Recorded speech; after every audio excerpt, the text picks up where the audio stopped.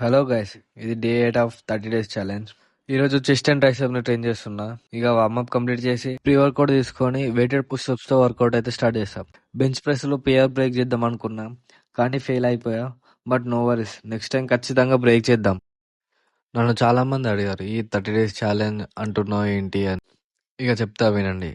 నేను పెట్టుకున్న ఈ 30 డేస్ ఛాలెంజ్ లో ఏమేం చేస్తా అంటే, డైలీ ఖచ్చితంగా జిమ్కి వెళ్ళాలి, అండ్ ఓన్లీ హెల్దీ ఫుడ్ మాత్రమే తినాలి, అండ్ ఆల్సో నాకున్న వీక్నెస్ని స్ట్రాంగ్గా బిల్డ్ చేసుకోవాలి, అండ్ అలానే నా డైలీ ప్రోగ్రెస్ని చెక్ చేసుకోవాలి.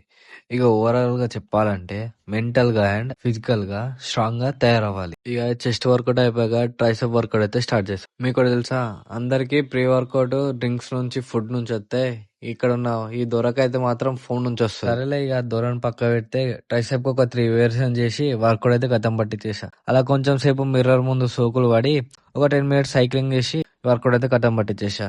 ఇక ఈ వీడియోకి అయితే ఇంతే, మరి ఉంటా, మరి బాయ్ బాయ్.